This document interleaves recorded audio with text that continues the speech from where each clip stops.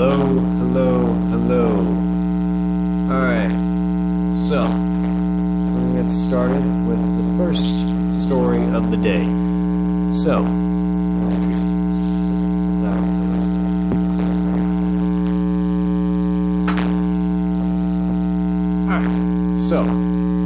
Senator Joe Manchin has said he would vote no on Neera Tanden's budget as budget chief in Biden's cabinet.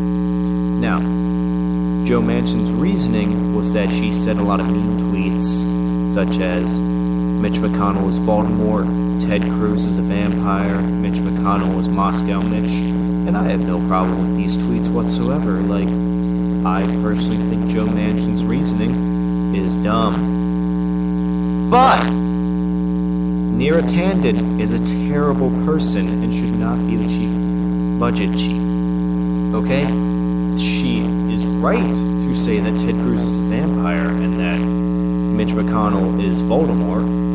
But the thing she is wrong about, Joe Manchin, and also other Republican senators have come out, are wrong about. They have failed to mention that, here are a list of articles, the Center for American Progress staff was shocked after Neera Tanden named an anonymous harassment victim in an all-star meeting. Okay, so that's one thing she did. She pushed Social Security cuts and Medicare cuts multiple times. She runs a think tank backed by corporate and foreign interests. She shut down Think Progress because its workers formed a union, and it's not even a remote impediment to her being offered a position in the administration. So there's that. This is also an email from Neera Tanden towards Faiz Shakir, who was a reporter at the time. This was from back in 2011. He's asking should Libya pay us back? I don't think it's fair that we create our own domestic problems and then ask other nations to pay for it. Okay. She responded, we have a giant deficit. They have a lot of oil. Most Americans would choose not to engage in the world because of that deficit. If we want to continue to engage in the world, gestures like having oil-rich countries partially pay us back does not seem crazy for me. Yes, capitalism do gotta go, but more like corporatism is what we have, I would say. It's not capitalism, it's socialism for the rich. Okay? Oh, I didn't pull up the article. Oh, here we go. She also allegedly punched a liberal reporter in the chest for asking Hillary Clinton a question, the question being about the Iraq War. She punched a reporter. This is not a good person. So, yes, Joe Manchin's reasoning for why she shouldn't get the nomination because of her mean tweets is stupid. And the media is pushing that narrative, oh, this is just because of mean tweets. It is from Manchin's point of view, but from the left's point of view, we're more mad about, I don't know, her warmongering, her punching of reporters, her outings of sexual harassment victims. That's my problem with her. The mean tweets, I don't give a shit. But if it helps me meet my goal, I'll take it, Joe Manchin. Thank you for finally doing something good with your career. So that's that. I am assuming that her nomination will probably still go forward. They'll probably be able to they'll either twist Joe Manchin's arm on this or they'll find one Republican vote. Okay? Now, there are some reports that they will place her, the top placement would be frontrunner Shalanda Young. She was picked to be the deputy director of the OMB. I think she'd be fine. I read a Wikipedia article and there was barely anything in it, which is a good thing in my book because that means there's no scandals. Yeah. So there's that. All right. Next story. Governor Cuomo. So, as we know, last week I covered this, but Governor Cuomo gave a liability shield to nursing homes so that they wouldn't have to retest patients who came back with coronavirus. And so people with coronavirus went to nursing homes with very, what's the word I'm looking susceptible patients who were very susceptible to coronavirus because they were older, not as strong-willed, and it resulted in the death of over 10,000 New Yorkers in nursing homes. Ron Kim, assemblyman for Governor Cuomo, came out with the story to the New York Times, to the Daily Poster, to all that, been trying to get out the story for months. It's finally out into the mainstream, and Governor Cuomo apparently called him and threatened to quote-unquote destroy him, and that probably worsened the effects of Cuomo, because now he's seen as a giant bully who just threatens and is trying to cover up. This is akin to the Nixon scandal of him covering up deaths and just several things. So there was an interview with on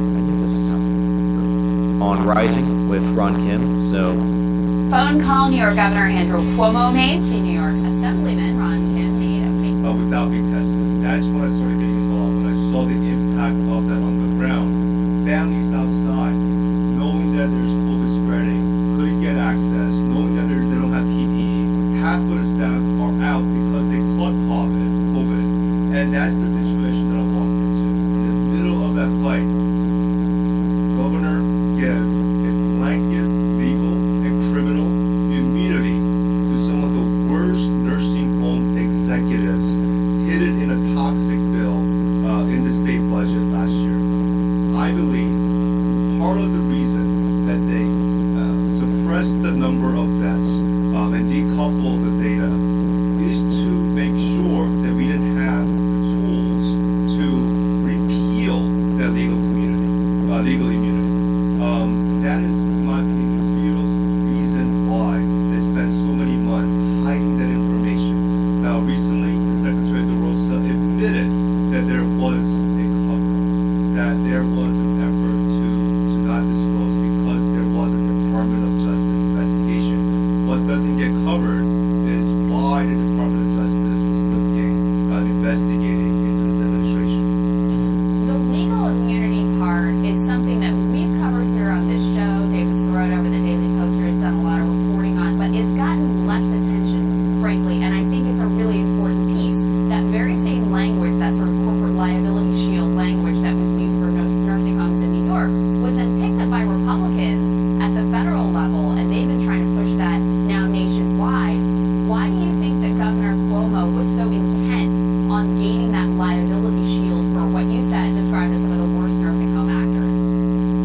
Yeah, so if you follow the money, Governor Cuomo got about $1.5 million campaign donations from the same industry lobbyists who wrote the language of the legal immunity, who bragged about it in a press release, and then immediately took it down because once I found out that I voted against that budget, but once I found out the details what it meant, I immediately put in a repealer bill and called them out and issued 3 reports. One report called License to Kill. That's really what I felt like we did. Like, imagine an industry that's 65% more profits, and the first thing you do at the peak of the pandemic is give them a blanket immunity. Do you think they're going to invest in PPE and hire more staff? No. We made that argument, and all of a sudden, they decoupled the number. We were at number 1, number 2 nursing home deaths. And the moment they decoupled it, we ranked number 33, 34, and no one started talking about it. And we didn't have a rationale anymore to repeal it. And that's really, in my opinion, what happened here. And he needs to be held accountable for those decisions. So that's the situation with Governor Cuomo and Ron Kim. I find the story very interesting in some respects because Governor Cuomo, during the beginning of the pandemic, and mostly during the rest of it as well, was hailed as such a hero. He was in contrast to Trump because he was giving these daily coronavirus briefings. He was coming out and like, he would go on CNN with his brother and they would bicker and all that and have all fun and be like, oh, you're doing such a good job for New York. Meanwhile, the nursing home deaths have reached $10,000 people. And because he gave a corporate liability shield to nursing homes because of money and corporate donations.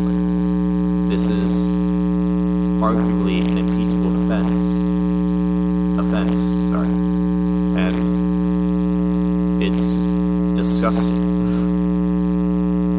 And if there's anyone defending Andrew Cuomo, I think you're a partisan hack, honestly. You're just playing for the blue team at this point. So, that's the story of Andrew Cuomo. You might be seeing him either resigning or him being impeached in the coming weeks. I can't imagine he would last much longer. He's definitely not going to. He might finish his term, but he's definitely not going to move on to higher office. Some people have been trying to make him run for president. I cannot see that happening now after this huge scandal. Yeah. Alright, so, next story. So, there's a mic. The cages are back. That's that. Fuck. So, Biden opens migrant child facility, prompting criticism from progressives like AOC. So, this is a picture of the detention facilities. Now, they're not cages, but they're like really tiny boxes. So, that's not good. I would say that's not good. Why is it okay now? Why are people defending this now? Oh, it's our team doing it. It's the blue team. So go ahead. So that is good now. What else can we do with them? I saw so many people on Twitter going, "What else can we do with these unattended children?" I don't know. Put them into foster care. Like, just do something other than putting them in a box. Like putting them in mobile minis. Like, we can. You know that's not the only option. Okay? You guys were outraged at this when Trump was doing it, but no, now that Biden's doing it, it's okay. The administration said the reservation is due to a surge in arrivals amid the COVID-19 pandemic. So they asked Jen Psaki about this, the press secretary. This is Steve Doocy activist. He's at Fox News. This is one of the only good reportings Fox News has ever done. So it's a temporary reopening during COVID-19. Our intention is very much to close it, but we want to ensure that we can follow COVID protocols as unaccompanied minors come into the United States. But it's the same facility that was open for a month in the Trump administration, summer 2019. That is when Joe Biden said, under Trump, there have been horrifying scenes at the border of kids being kept in cages, and Kamala Harris said, basically, babies in cages is a not off the top of my head. Sorry, abuse being committed by the United States government. So how is this any different? We very much feel that way, and these are facilities. Let me be clear here. One, there's a pandemic going on. I'm sure you're not suggesting that we have children right next to each other in ways that are not COVID safe, are you? I'm suggesting that Kamala Harris said that this facility, putting people in this facility, was a human rights abuse committed by the United States government. And Joe Biden said, under Trump, there have been horrifying scenes of at the border of kids being kept in cages. Now, it's not under Trump, it's under Biden. This is not kids being kept in cages. This is kids. This is a facility that was opened that's going to follow the same standards as other HHS facilities. It is not a replication. Not a great standard, guys. Not a great standard. That is never our intention of replicating the immigration policies of the past administration. But we are in a circumstance where we are not going to expel unaccompanied minors at the border. That would be inhumane. That is not what we are going to do here as an administration. We need to find places that are safe under COVID protocols for kids to be, where they can have access to education, health and mental services, consistent with their best interests. Our goal is for them to then be transferred to families or sponsors. So this is our effort to ensure that kids are not in close proximity, and that we are abiding by the health and safety standards that the government has been set out. Just quickly on climate, last week putting them. They're not cages, as they said, but they're pretty darn close. I mean, it's a square room. There are bars, as you can see. So, and she said it's following DHS guidelines. DHS guidelines are not great, okay? They're not good. This is still ICE. This is still ICE, and ICE has been accused of slavery multiple times. That's not good. And she said, what can we do with them? This is to separate them during COVID-19. I think there are better ways to do this. whatever you would do when you find an unaccompanied white child at this time period, do that. Do that. We have ways to accompany unaccompanied children that isn't put them in a box. Okay, this is unacceptable. This is outrageous. This was unacceptable under Trump. It's unacceptable now. Okay, the fact that anyone is defending this is disgusting and partisan, and I don't. There's no way you can defend this at all. I have not heard of John Doyle. I will look him up. Okay, but this is disgusting. Not a fan. So.